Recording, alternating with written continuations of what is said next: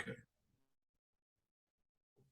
Okay. So good afternoon, ladies and gentlemen. So today on our podcast, we have the CEO and founder of MVX, Mr. Tonye Membere-Otaji, a good friend of mine as well. So MVX is essentially a platform that allows users to book or schedule a vessel for however long they need it for a project, and then they take a small commission of that. So, but not going to spend too long speaking about that, but we're going to get into the discussion. So Tony, welcome to the podcast. Hi, Christian. Thanks for having me here. You're welcome. You're welcome. We're glad to have you as well.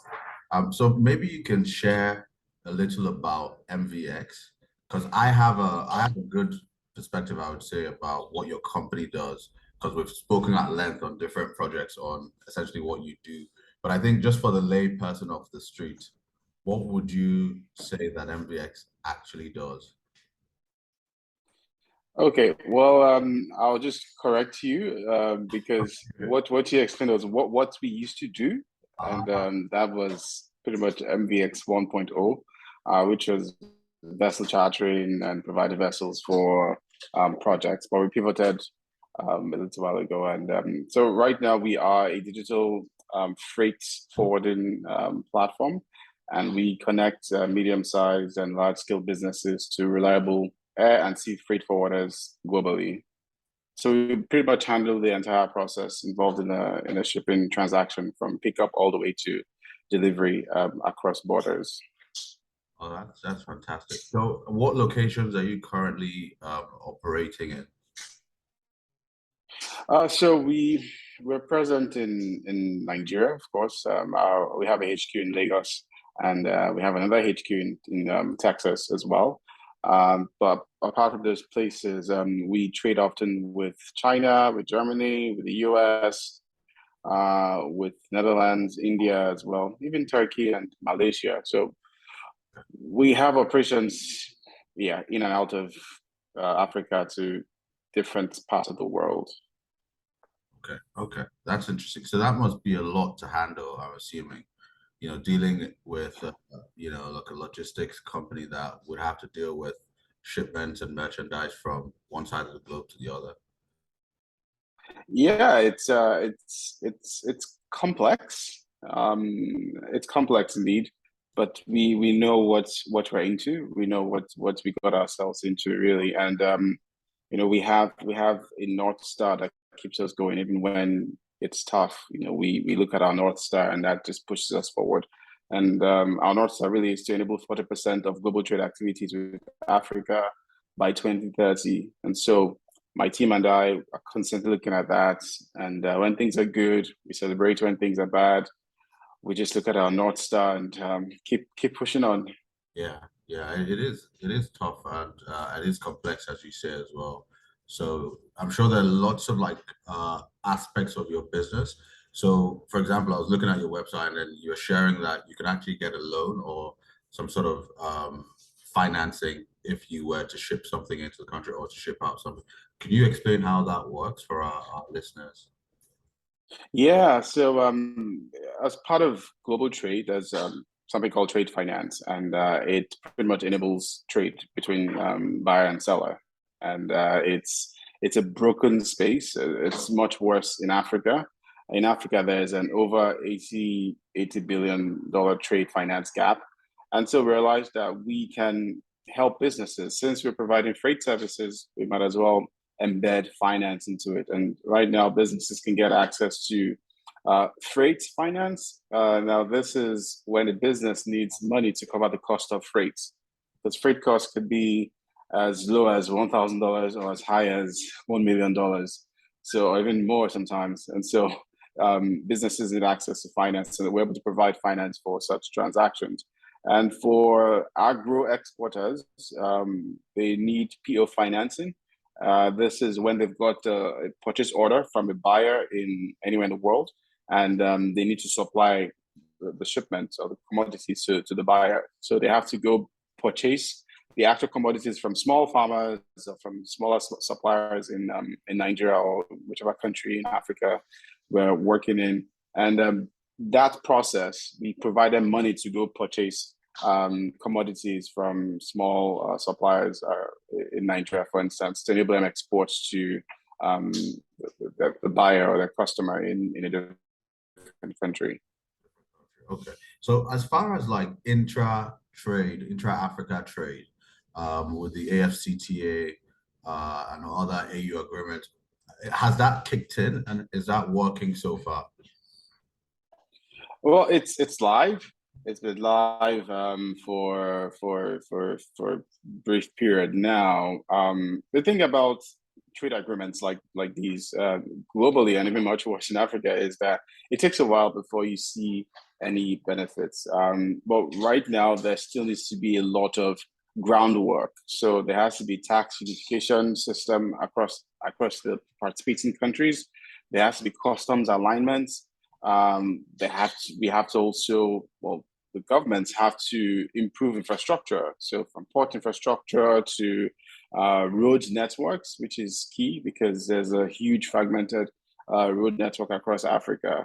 So all of these things need to be fixed before we start seeing the true benefits of AFCFTA. But it will happen without a doubt. It's going to take years, perhaps even a decade or even two before we start seeing meaningful value of it. And there's a potential $450 billion contribution to Africa's GDP by 2035 through the AFCFTA. So there's so much that we expect of it, and these are just the early days, so it's expected.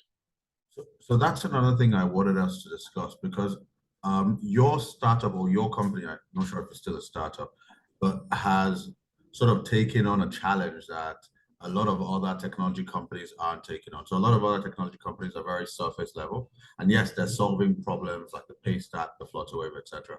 But there's no real life, function with the continent and stuff, and actually dealing with problems that are in person. So things like manufacturing, things like logistics, things like that are heavy lifting, and sweat work, as they say. So I think that's what's interesting about MVX. So maybe you can just share like the three. I mean, I'm not sure how many streams of your businesses there currently are. I know it's always evolving, etc., because it's a very dynamic space. But maybe you can just share like maybe the three major, or maybe the five major arms, and what you're currently sort of building along those streams. Sure. So, well, first of all, it is a very hard industry, and someone has to get this thing done, and we have the team that can execute on our vision and our North Star. So yeah, it's someone just has to start, because if no one does it, then Africa will continue to remain a poor continent, and we want to play our parts to drive the growth of Africa, and trade really is a force for good. So looking at our business, we just have two major streams right now: freight forwarding and embedded finance.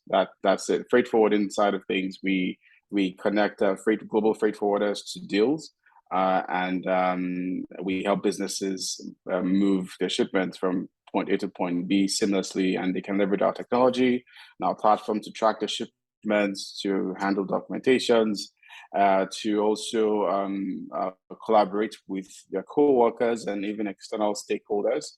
And yeah, things like they can request for payments and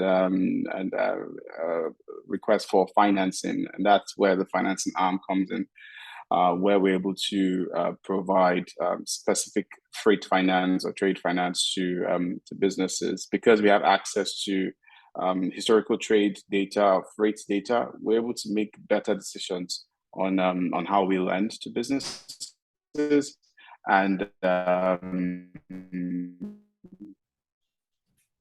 yeah, that's about it. Okay. Thanks for putting that in a very simple way that I think most of us can get, that are not in the day-to-day, Yeah. with you guys.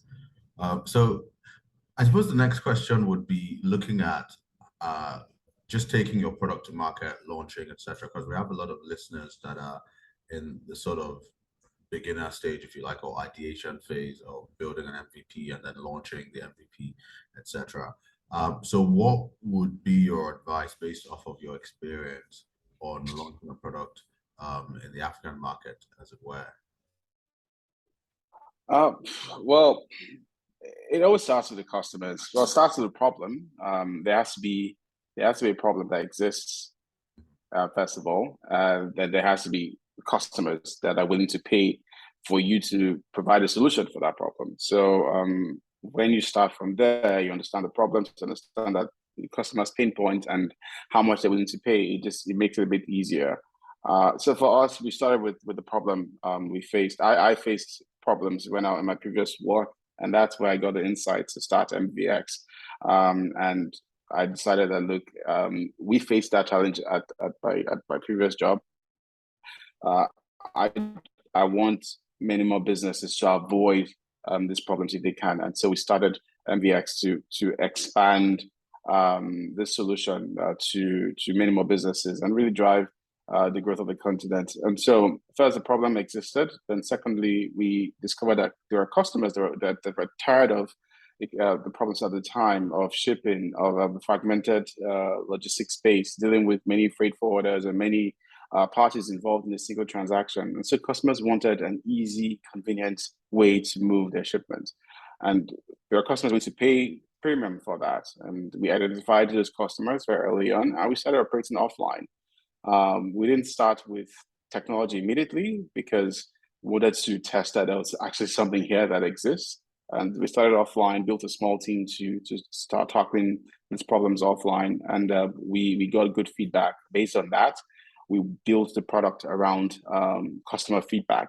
And what we've been doing since then is we've been iterating, we've been collecting more customer feedback, and we have an incredible technology, products, and customer experience divisions in our company. And they are constantly speaking to customers, constantly developing new ideas, new ways to solve customers' needs. And we're shipping very fast. Our technology team shipped very fast. And so the main thing really is to provide good services that keep customers engaged. When they feel like they're getting good service, they will come back. When they feel like we're creating value for them, they come back, because who doesn't like good value? So that's how we've been operating so far, and we're constantly evolving, constantly iterating. We're currently in our second phase of our growth, and we've seen new opportunities to transition to a third phase of our growth, still aligned with our North Star of enabling 40% of global trade activities in Africa. And so we expect that by next year we will transition completely into our third phase of growth. Okay. Thanks for taking the time to walk us through that. So as far as shipment goes, you're dealing with the B2B market, not the right. The quick guys, the sandbox, etc. Right? Yeah. Okay. That's clear. Yeah, it is harder, but yeah, it's I think that's why we see a lot more value for now. As we create more value for these types of businesses, we can easily start providing solutions for much smaller businesses or one-man businesses or solo entrepreneurs, as the case may be. So last question before we move on, right? On MVX, I was gonna find out how exactly are you balancing like regulation, etc. Because we're working on a startup in the health space. We haven't talked about this, but we're working on a startup in the health space that would deal with labs and managing tests, etc. And there's a bit of a regulatory arm that we have to be able to figure out how to navigate. So how are you managing? Because I know like with shipment and vessels, with cargo movement, etc. There's a lot of on there. So how do you balance that with your technology And I know you have a WhatsApp arm as well. That I think it was Tanya, your WhatsApp. Tanya, yeah, it's a channel that we use for vessel booking. Um, well, Or is that we something have all evolving? the required licenses. Okay. Okay. Pardon? Or is that still something that is evolving and the space hasn't quite gotten there yet? Well, we have all required licenses to operate in our space. Okay. So first of all, we ensured we got everything we needed to operate effectively without issues. So that was the first step. Uh, Before when we started offline, we were leveraging other people's licenses to operate, but once we got significant traction, we got our licenses and that has helped us a lot. Secondly, is as much as possible, we stay close to the market and stay close to the regulators, so we understand what is happening, why certain decisions are being made, and we figure out ways to operate in line with those regulations. And shipping customs is a tricky spot in Nigeria, especially. That's very But we work with our customers. We partner with our customers in these things, and we're fully transparent with them. What we found is many times businesses or people avoid doing the right thing. So when you do not do the right thing, customs has leverage. They come up and, hey, this shipment is undervalued. You have to pay X, Y, Z, and they slam you with a huge bill. yeah. So from the very start, we work with businesses and we let them know, hey guys, this is our process. Okay, we are fully transparent here. So let's know what the actual value of your shipment is. We get the actual invoice from the manufacturer, from the exporter, as the case may be, and we help them with documentation. So things are done properly. Afterwards, we customs becomes a lot easier to work with. It really starts with the customers. If the customers do the right things, then it becomes easier to handle customs challenges or whatnot. Yeah, I mean, there's always the customs side of things in Yeah. Nigeria, but if the customers play their part right, then it's a lot easier to Yeah. navigate. Yeah, I think that's a different conversation altogether. Because if we start talking about like, is there like ethical practices or malpractices going on? Yeah. That's a much longer conversation.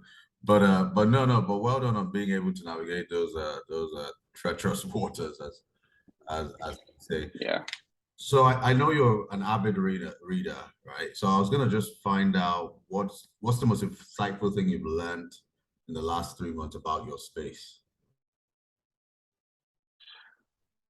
Um. Uh, it's collaboration wins, really. I think we've also seen our business has also evolved from a point where we had a winner take all approach where MVX has to be top of the market. If you're not top of the market, then no one know then yeah, that's not acceptable. And we're currently seeing that we need to collaborate because it's these are early days for many of us in our space, and it's such a huge problem in Africa and Nigeria, much worse in Africa. And the only way we can win is if we come together and we tackle these problems head on. And so I've realized that we now need to work with other players in the space that maybe providing similar services or similar technologies that we have, but we need to come together and collaborate with them to win the market because the market is huge anyway, and there's no way any of us can really take all. It's such a huge market, so it's better we work together. So I think that's the most insightful thing that I've realized about my space, but about business in general. I've always believed in people and believed that the only way I can achieve success in any endeavor, any enterprise I'm involved with is to leverage people, to work with people, and help people succeed. When people are happy and people feel they're succeeding, they'll give their very best to the company and to the enterprise. And it's something that I'm actively, over the last 3 months as well, I've been actively thinking about and looking at newer ways to drive productivity at work by really leveraging the strength of my people. How many people work with you now? How many staff or? So we have over 40 in Nigeria and also in the US. Oh wow, okay, that's a lot. Yeah. Yeah. And there's no book, right? To manage like 10 people or to manage 40 people. You kind of have to you have to just figuring it out as you grow. So yeah. Yeah. So with the Stanford MBA that you're currently on, no, Stanford Executive Program that you're currently on. So can you share a little about the program? And I know it's a heavy investment. I'm not going to ask, don't worry. But can you share a little about the program and how you're finding it, and just share if it's worth the investment? Because I know that the Lagos Business School also has an executive program like that. They call it owner management program for entrepreneurs. I'm not sure if this is one of those or this is for executives across the board. So what are like, I know it's a heavy investment, but what were you looking to get out of the program? What's the program like? Well, I just finished from the program actually, Oh, and right. it's thank you. It's been the most transformational thing that's happened to me in a very, very long time, and it was worth and still worth every effort and cost and everything. Really, it was worth it, from the network to the faculty experiences, the quality of the work and content that we learned, and support from your cohort, from your colleagues, from new friends that we've all made along the way. I think that's been super. That's been great, really. It's a 6-week program, and it covers everything you learn in an MBA, really, but just crushed into Yeah. into this 6-week program. And it's fast paced, really intense, and also it takes a lot out of you. You can't, if you try to combine work and that, you probably would you lose a lot out of the program. So it was really insightful for me. I learned so much. I went in there with a couple of objectives, with 6 objectives, and that's achieve across for my business, for MVX, for me personally as a leader, for my personal life, and for business development, as well as investors and all of that. And I left the program with a lot more, and that's simply because of the people there. So you're meeting executives of global companies, from LinkedIn to Google to pharmaceutical companies to name it, different industries from different parts of the world, from Brazil, Australia, the US, Africa, different sectors. You're also meeting with entrepreneurs, CEOs of some of these large enterprises that you probably read of, and they're in the program as well. And they also meeting with young entrepreneurs, or a few startups, and people that, startup founders that have also sold companies too. So it's like a mixed bag of different people, and everyone has something to bring. Everyone has something to share that really really empowers the entire group. And I think that's been the most profound thing. Post program, we're still keeping in touch. We're still helping each other out. For instance, I have a colleague that works at Google that leads a massive team at Google, and currently she's working with me to teach me ways to improve my team dynamic at work. How do I help my people succeed? Because hey, this is what we do at Google, constantly. So I can impact you. I can help you. Yeah. And so that willingness to help is high there, and it's been incredible, really. Oh, that's good. That's good. Thanks for taking the time to share that for sure. I think a lot of people don't really understand how impactful these programs are. And it's not really about the Stanford or even the Yeah. faculty. It's just more that community of other leaders Oh yeah, yeah. dealing with different struggles and different challenges, and then you all come together and the facility Right. just has to essentially be like an orchestra conductor where you just Yeah.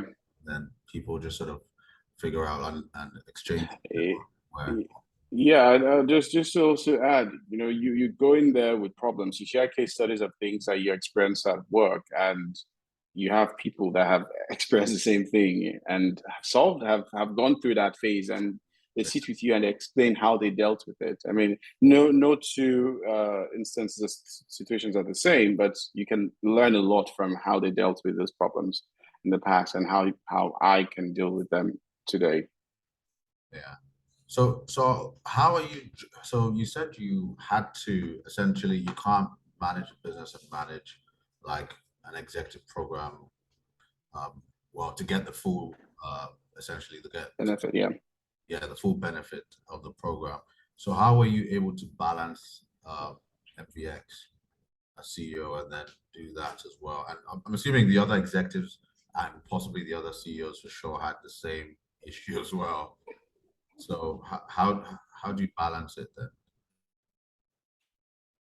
I think it's really trust, okay? And for the first time, I had to trust my team to Yeah, just handle things in my absence, and they did so well. Like they did extremely well. It really opened my mind to just the potential of my team and how perhaps being really involved before um, overshadowed the potential of my team. So just stepping away yeah, for that long um, really opened up opportunities for growth within the team, and in fact the business grew in that process, even without me being involved on a day-to-day basis. We still had check-in calls every other day.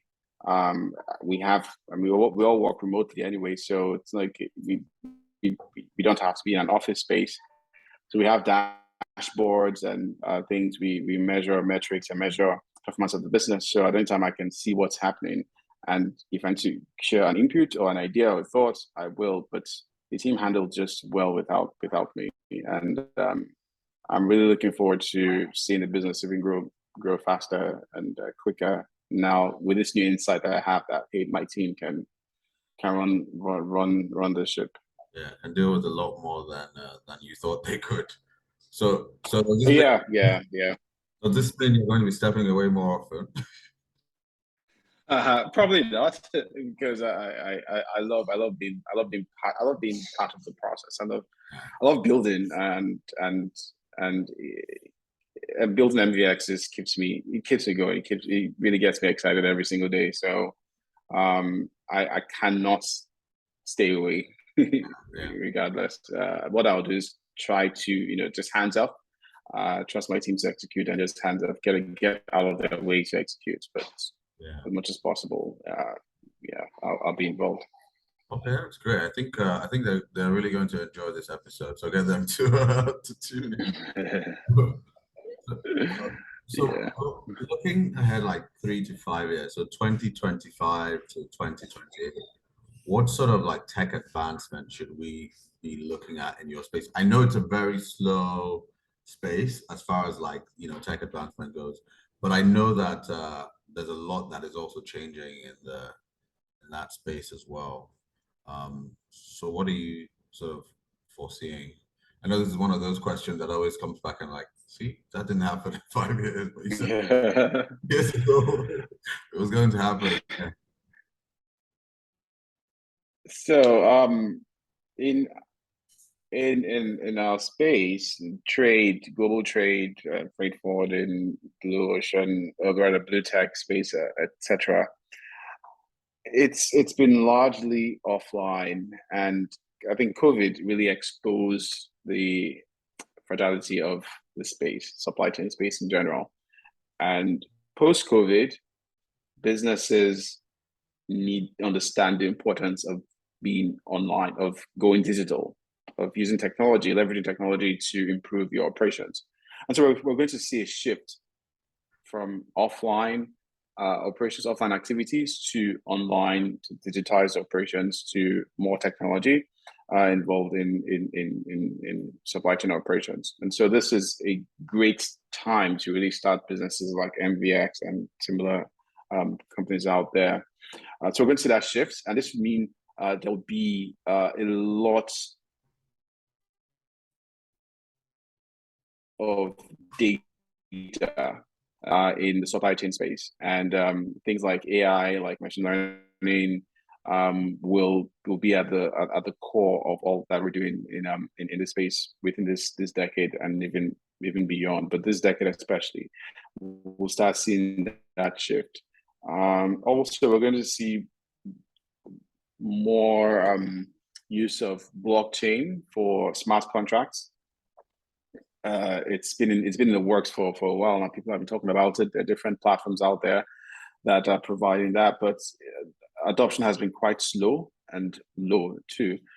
So we expect that there'll be a lot more tech adoption with smart contracts, because right now, to get a bill of lading to a customer, you have to literally ship it, get a document. If the document if the shipment is coming from India, it has to be shipped from India to Nigeria to South Africa. It takes days. All of that can be avoided with smart contracts, with digital bill of lading and all of that. So we're going to see blockchain play a more significant role in that. And finally, crypto and cryptocurrencies will play a huge role in global trade within this decade and beyond.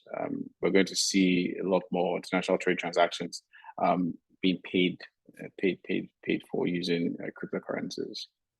So these are things I imagine. But now I could be wrong, but we'll see. Yeah. Okay. So I know that before I let you go, I know that in your spare time you DJ, or at least in the evenings, post work, etc. So is that like getting serious? That profile of DJ Tonye. Actually, it's Lloyd Membere. That's my DJ name, Lloyd Membere. Oh, okay. No, the middle name and the surname. Okay. So yeah. DJ it's I love DJing. I love playing music. It's my happy place. And so when I'm not, I juggle a lot of things, juggle work, juggle family, and also juggle my playtime, which is DJing. And so I find pocket of spaces at the weekends or every other week. It depends on how intense work has been during that period to DJ. Either I DJ for an online community, or I DJ in person at probably a gig here or there, or at some space, for listeners, and I just enjoy it. So it's something that I believe I'll take a lot more seriously as things stabilize, with work and whatnot. But yeah, I really enjoy it. I love DJing. So you're getting money from it, like you're getting some. No, oh no, it's not. No, I don't get. You're not there yet. It's far from the money. No money involved. I do it for free, all for free. So, I did no costs for now anyway. I just love playing. So I'm always happy to play with or without monetary. So you had listeners. You need a DJ for your birthday. Our CEO, founder of MVX, is happy to do it for free for now. So thank you so much for your time, Tonye. We're super grateful that you took out time to speak with us today, and we've learned so much from our conversation. So we'd have to pause it here, but we look forward to continuing this conversation later on as well. All right, thanks, Tristan. Thanks, Tonye. All right, then. Yeah. Speak soon. Let me find out how to stop the recording. Okay, it's